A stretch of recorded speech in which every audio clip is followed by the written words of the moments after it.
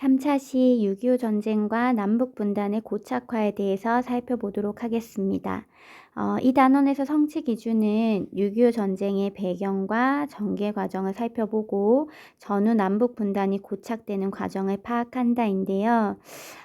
우리가 전쟁을 배우는 이유는 사실은 이 전쟁의 어떤 참혹함을 기억하고 다시는 전쟁이 일어나지를 않기 위해서 평화를 추구하기 위한 어떤 교훈 같은 걸 얻기 위해서 전쟁을 배우는 건데, 사실 우리가 시험을 쳐야 하다 보니까 세계사에서는 1, 2차 세계대전도 그렇고 6.25 전쟁도 그렇고 지필고사용으로 이제 이 부분을 학습을 할 때는 딱 학습할 게 정해져 있는 것 같아요.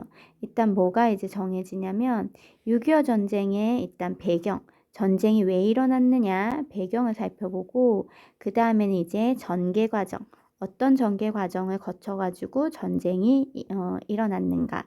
그 다음 이제 마지막으로는 이제 전쟁의 영향이라든지 결과라든지 이런 것들을 우리가 확인하게 되거든요. 그래서 이 6.25 전쟁도 우리가 이제 내신 시험을 이제 하기 위해서 이런 배경, 전개 과정, 결과론 이렇게 나눠가지고 살펴보긴 할 건데, 이제 시험은 대비하기 위해선 그렇게 하는 거고, 우리가 진짜 역사를 학습하기 위한 이유는 전쟁과 평화의 의미에 대해서 되새기기 위한 거니까, 지필고사가 끝나고 전쟁과 평화라고 하는 주제로 우리가 긴 호흡으로 한번 수업을 전개해 보도록 하겠습니다. 지금은 6.25 전쟁의 배경, 전개 과정, 결과 이렇게 나눠서 한번 살펴볼게요. 일단 전쟁의 배경은 전쟁이 왜 일어났는가를 여러분들이 확인을 하셔야 되는데, 원래 이제 38도선을 경계로 해가지고 북쪽에는 소련군이, 남쪽에는 미군이 주둔하고 있었잖아요. 근데 이제 남북한의 정부가 수립되었기 때문에 미군과 소련군은 철수를 합니다. 그럼에도 불구하고 38도선 부근에서는 남북 간의 소규모 무력 충돌이 계속되고 있었어요. 이때 북한 같은 경우에는 소련과 군사 비밀 협정을 체결해서 군사력을 키우고 이제 남침을 하겠다라고 하는 계획을 누구로부터 승인을 받냐면, 이때 소련의 지도자가 스탈린이라고 하는 사람이거든요. 이 스탈린으로부터 남침 계획을 승인을 받았어요. 그리고 중국에서도 어떤 변화가 일어나냐면, 중국에서도 이제 공산당하고 그 다음에 국민당하고 내전을 거쳐가지고 공산당이 승리를 하면서 중국 본토를 공산당이 차지하고 중화인민공화국이 수립이 돼요. 그래서 이 중국도 만약에 미국이 전쟁에 개입할 경우 참전하겠다, 이런 것을 약속을 합니다. 이게 북한이 이제 소련과 중국의 도움을 얻어서 전쟁 준비를 하고 있었던 거예요. 근데 이때 결정적으로 어떤 것이 발표가 되냐면, 에치슨 선언이라고 하는 것이 발표가 되는데, 미국 국무장관이었던 에치슨이 미국의 태평양 방위선에서 한국과 타이완을 제외한다라고 발표를 한 거예요. 옆에 그림도 나와 있는데, 이만큼만 미국이 방위선에 포함시켜가지고 보호를 해주고, 한국이나 타이완에서 어떤 일이 일어났을 때 개입하지 않겠다. 이게 이제 에치슨 선언이거든요.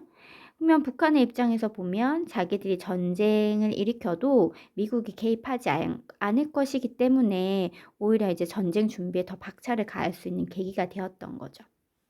그래서 6.25 전쟁이 일어나게 되는데요. 6.25 전쟁은 크게 수능 특강에서는 4단계를 거쳐가지고 전개 과정을 이제 표현하고 있어요. 첫 번째는 전쟁의 시작인 거죠. 전쟁의 시작은 북한군의 남침으로 이제 전쟁이 시작되었는데, 우리가 전쟁이 시작된 지 약 3일 만에 서울이 함락됩니다. 그리고 한 달 뒤에는 여기 있는 낙동강 유역까지 북한군이 진격을 해와서 이제 부산의 임시 수도가 이제 만들어지고, 이제 낙동강 전선을 우리가 사수하기 위해서 노력을 하고 있었어요.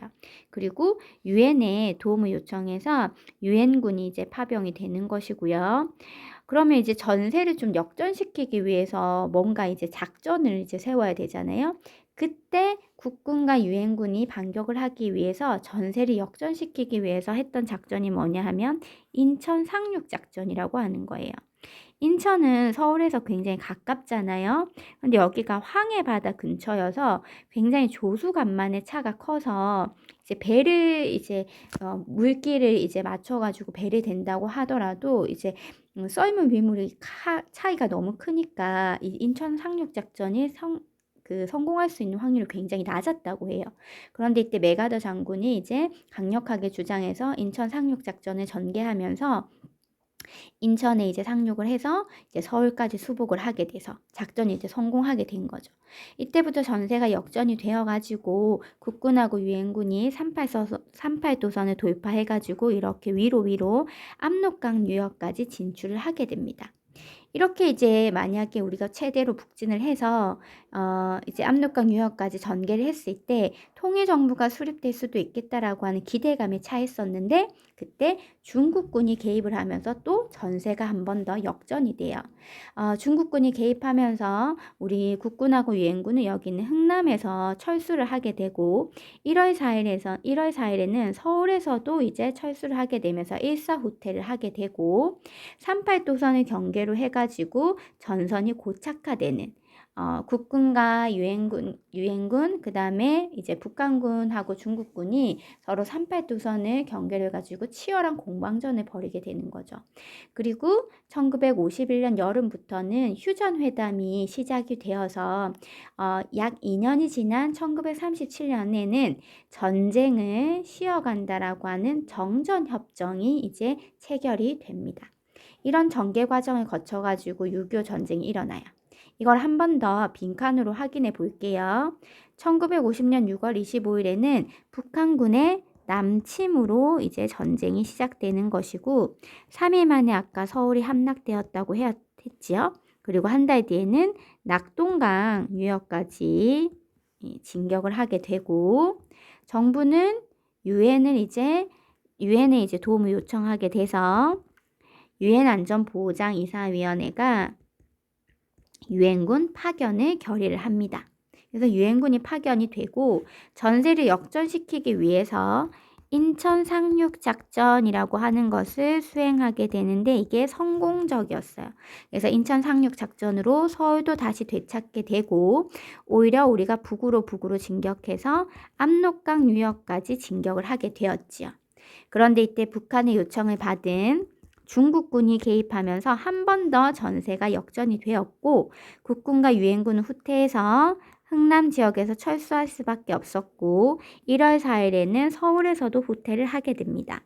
그 이후에는 38도선 부근에서 치열한 공방전이 벌어지다가 1951년 여름 이후에 휴전회담이 시작이 되면서 1953년 7월 27일에는 전쟁을 잠시 쉬어간다라고 하는 정전협정, 다른 말로는 휴전협정이라고도 합니다. 휴전협정이 체결이 되었어요. 근데 여러분이 여기서 유의할 것은 이 정전협정이라고 하는 것은 전쟁을 중단한다라고 하는 종전선언은 아니었어요. 그래서 우리가 최근에 이 정전협정을 종전선언으로 만들어서 평화협정을 체결하자라고 하는 이런 주장이 나타나서 미국의 트럼프 대통령하고 이제 북한의 김정은 위원장하고 이제 만나가지고 이제 회담을 여러 번 했었는데 결국 우리가 원하는 대로 종전 선언이 이루어진다든지 평화협정이 체결되지는 못했죠. 이 평화협정을 체결하기 위해서 추진했던 당시에 미국의 트럼프 대통령하고 북한의 김정은 위원장이 만난 이유는 뭐냐 하면 이 정전협정에 조인된 주체가 옆에 사진으로도 나와 있는데 이건 북한이거든요. 김일성이라고 하는 이름에서도 알 수 있듯이 이거는 북한이고 여기는 이제 Chinese People Volunteer라고 되어 있으니까 여기는 이제 중국이에요. 중국. 그리고 여기는 유나이티드 스테이트 아미 이렇게 되어 있으니까 미국이라고 볼 수 있지만 사실은 이제 유엔 사령관이 되겠지요. 이렇게 북한, 중국, 미국이 정전협정에 이제 조인을 했기 때문에 우리 남한은 여기 안 들어가 있거든요. 그래서 그때 트럼프하고 이제 김정은하고 만나서 이 평화협정을 체결하기 위한 회담을 주선했던 것이 이제 우리의 입장이었던 거죠. 어쨌든 1953년 7월 27일에 정전협정이 체결된 이후로 우리나라는 이제 전쟁이 그냥 쉬어가고 있는 상태인 거예요. 언제 전쟁이 일어나도 이상하지 않은 이런 상황이기 때문에 이것을 이제 평화적으로 해결할 수 있는, 한반도의 평화를 위해서는 평화적으로 해결할 수 있는 어떤 방안이 이제 필요한 거죠. 자, 여기까지 6.25 전쟁의 전개 과정을 한번 살펴봤고요. 질문 2번이 좀 중요한데 왜 중요하냐 하면 모의고사나 수능에서 그 6.25 전쟁을 물어볼 때 항상 이 전세를 역전하게 만든 사건을 중심으로 전개 과정을 설명하거든요. 그래서 이 전세를 역전하게 만든 사건이 아까 말씀드렸던 인천 상륙작전이 되겠습니다. 인천 상륙작전. 네, 그리고 뒷페이지에 이제 뒤쪽에 보면 6.25 전쟁의 영향과 피해 상황이 이제 나타나 있는데요. 이 부분은 여러분들이 한번 쭉 읽어보시고 다음에 선생님이 전쟁과 평화에 대해서 긴 호흡으로 수업을 할 때 좀 구체적으로 살펴보도록 하겠습니다. 6.25 전쟁의 결과와 관련해서 이제 모의고사에 많이 출제되는 것은 여기 보이는 한미 상호 방위 조약이라고 하는 거거든요. 그래서 빈칸 17번이 한미 상호 방위 조약입니다. 그러니까 또 이렇게 6.25 전쟁처럼 북한이 또 언제 쳐들어올지 모르잖아요. 그래서 1953년에 대한민국과 미국 사이에 상호 방위를 목적으로 이제 이런 조약이 체결이 되었죠. 그래서 대한민국이 외부로부터 무력적인 위협을 받을 때 미국이 지원한다는 내용을 담고 있고, 특히 여기 있는 4조의 내용을 보면 상호적 합의하에 미합중군 육군, 해군, 공군을 대한민국 영토 내와 그 부근에 배치한다라고 이제 되어 있어서 요 내용이 한반도에 미군이 주둔하는 근거가 되는 것입니다. 예전에는 이제 우리 부산에도 미군 부대가 굉장히 많이 있었는데 지금은 미군 부대들이 이제 평택을 중심으로 해가지고 이제 크게 이제 모여 있는 그런 형국이 되어 있거든요. 그래서 한미 상호 방위 조약이 6.25 전쟁 이후 나타난 내용이다라는 거를 여러분들이 기억하시면 되겠습니다. 탐구활동 4번은 이승만 정부의 장기 집권 시도를 위해 헌법이 개정된 사례를 탐구해 보는 거예요. 이승만 정부가 어떻게 장기 집권을 시도를 했냐면 제일 처음 이승만 대통령이 초대 대통령이 되었을 때는 국회에 간선제를 통해 가지고 대통령으로 선출이 되었잖아요. 그런데 이제 제2대 국회의원 선거를 했더니 이 무소속 의원들이 이제 대거 당선이 된 거예요. 이 무소속 의원들이 이승만에 대해서 좀 약간 반감을 가지고 있었던 사람들이 많았던 거죠. 이승만 정부의 비판적인 이제 사람들이 많았기 때문에 이승만 대통령 입장에서는 더 이상 간선제로는 대통령에 당선될 수 없다고 판단을 하고 이거를 헌법을 이제 개헌을 해서 직선제로 바꾸면 대통령이 될 수 있지 않을까 이런 생각을 했던 것 같아요. 그래서 2번에 걸쳐 가지고 헌법을 이제 바꿉니다. 그래서 그 2번의 헌법 개헌이 바로 여기 보이는 발췌 개헌과 4.4.5입 개헌인데요. 각각의 내용이 무엇인가 하는 거 여러분이 기억하시는 것도 중요하지만 이 이승만 정부가 장기 집권 시도를 위해서 발췌 개헌과 4.4.5입 개헌이라고 하는 헌법을 개정했다는 것을 확인하는 것도 중요합니다. 구체적인 내용을 한번 살펴볼게요. 발췌 개헌이라고 했을 때 발췌라고 하는 말은 전체에서 부분을 일부 발췌한다. 일부만 가져온다 이런 뜻이거든요. 그래서 이게 발췌 개헌이라고 하는 말이 붙은 이유는 뭐냐면 이제 이승만 대통령이 처음에 국회에 대통령 직선제 개헌안을 내놓았을 때 이 많은 사람들이 반대를 했어요. 그래서 반대를 해서 사실은 이 대통령 직선제가 이루어지지 않았거든요.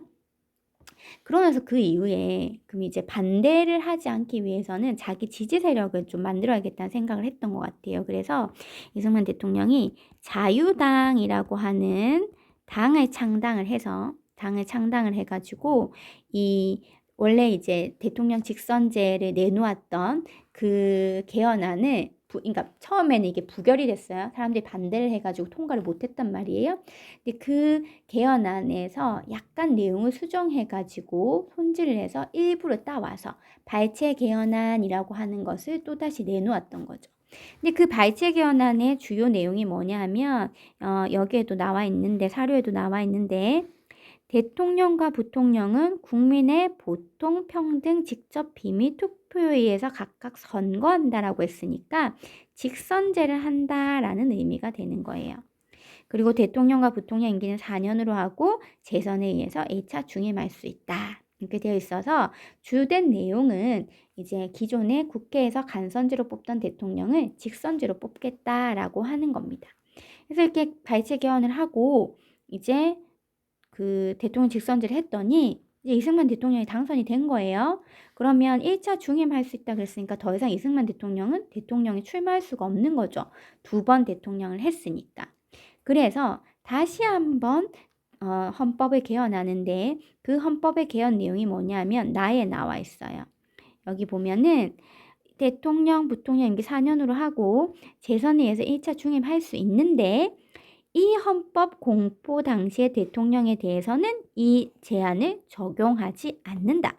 바꿔 말하면 이 헌법 공포 당시가 이제 이승만 대통령을 말하는 거잖아요. 초대 대통령에 한해서는 이 조항을 적용하지 않는 거니까 이승만 대통령은 뭐 3번도 할 수 있고 4번도 할 수 있고 대통령을 할 수 있는 그런 게 되는 거예요. 그러니까 이게 처음에 이제 나왔을 때 그러면 이런 내용으로 개헌을 하겠다라고 했으니까 이거를 이제 표결에 붙여가지고 법을 통과시켜야 되잖아요.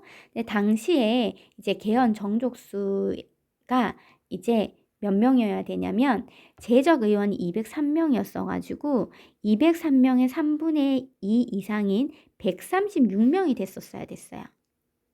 그런데 처음에 이 참 역사가 아이러니하게도 처음 이제 투표를 했을 때 개표 결과가 어떻게 나왔냐면 이 203명 중에 135명이 찬성을 한 거예요. 135명이 찬성을 해서 처음엔 부결이 됐단 말이에요. 부결이 됐는데 다음날 이제 수학학자를 데리고 와가지고 이 203명의 이제 3분의 1을 이렇게 하면 이게 135.3333 이런 식으로 계속 이제 간다는 거죠. 이 계산을 하면.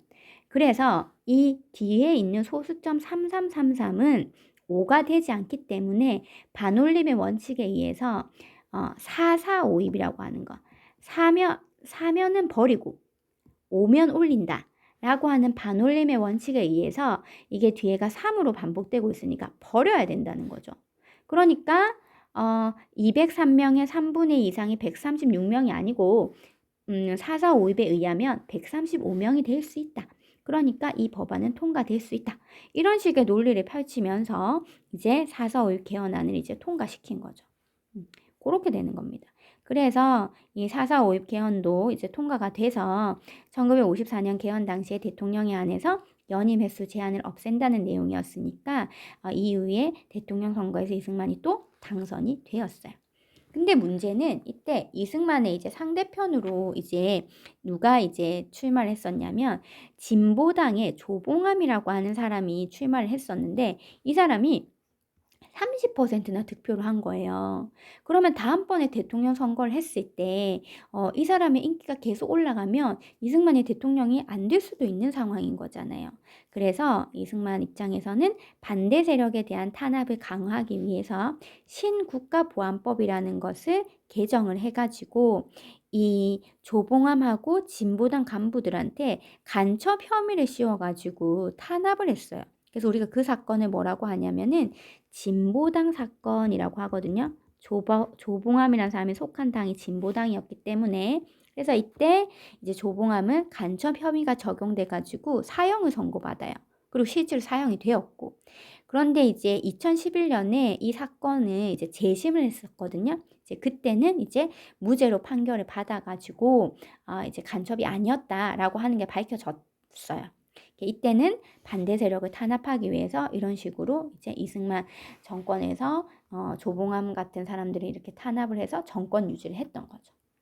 그래서 어쨌든 이렇게 발췌개헌이나 사사오육 개헌, 그다음에 뭐 진보당 사건까지 하면 이 모두가 이승만 정부의 장기 집권 시도를 위한 그런 노력이었다라는 거를 여러분들이 이해하시면 좋을 것 같고, 나중에 우리가 중간고사 끝나고 나서는 3.15 부정선거하고 4.19 혁명에 대한 것도 이제 배울 거거든요. 거기에 대한 사전 어떤 단계로 이 발췌개헌과 사사오육 개헌을 이해하시면 좋을 것 같습니다. 마지막으로 전후 경제 복구와 생활의 변화를 탐구해 볼게요. 이승만 정부 시기의 어떤 경제 상황을 우리가 살펴보는 건데요. 자료 1에 보시면 국내에 쌀 생산량이 굉장히 부족해져 가지고 외국으로부터 굉장히 쌀이 많이 들어오고 있는 그런 상황을 이 그래프를 통해서 우리가 확인을 할 수 있고, 그 다음에 다음 그래프에서는 뭘 확인할 수 있냐면 미국의 원조가 1946년 이후부터 점점 증가하다가 어느 순간부터는 미국의 원조가 감소하는 상황을 우리가 확인할 수 있거든요. 그게 우리나라 경제에 어떤 영향을 미쳤을까라고 하는 것을 확인하는 겁니다. 이제 이승만 정부는 일제로부터 압류한 기속재산과 미국의 원조 물자를 민간 기업에 헐값으로 팔아서 이 전후 복구 자금을 할 수 있는 자금을 마련했어요. 그리고 이때 미국으로부터 원조 물자가 들어오는데 밀, 사탕수수, 면화 이런 것들이 들어오거든요. 그래서 이런 것들을 이제 원료로 해가지고 어떤 산업이 발전하냐면, 밀은 제분업, 밀가루를 만드는 제분업이 발달하게 되고, 사탕수수로는 제당업, 설탕을 만드는 거 있죠. 제당업이 발전하게 되고, 면화를 이용해서는 방직업이 이제 발달하게 돼요. 그런데 이런 제분업, 제당업, 방직업 이것들이 전부 다 하얀 색깔을 이제 상징하거든요. 밀가루도 흰색, 설탕도 흰색, 면화도 흰색이잖아요. 그래서 이 시기에 이 발달한 공업들을 우리가 삼백산업이 발달했다라고 이야기를 많이 합니다. 이승만 정부 시기에는 미국의 원조 물자들이 들어오면서 제분업, 제당업, 방직업 같은 삼백산업이 발달했다라고 하는 것을 여러분이 중요하게 기억하시면 좋을 것 같고, 그 다음에 이때 미국에서 대량의 농산물이 들어왔잖아요. 그래서 식량 문제는 다소 해결이 되었어요. 그런데 국내 농산물 가격은 어떻게 됐냐면 외국에서 이제 식량이 많이 들어오니까 폭락을 할 수밖에 없었겠죠. 그래서 국내 농산물 가격은 폭락해서 농가 소득이 크게 줄어드는 그런 양상을 보이고, 그 다음에 아까 그래프에 봤던 것처럼 1950년대 말부터는 원조가 감소하고 있잖아요. 그래서 더 이상 무상으로 원조를 해주는 것이 아니라 이것이 유상차관으로 바뀌면서 한국 경제가 더 어려워지는 형국에 놓이게 되었습니다. 자, 여기까지 이승만 정부 시기의 경제 상황까지 한번 살펴보았습니다.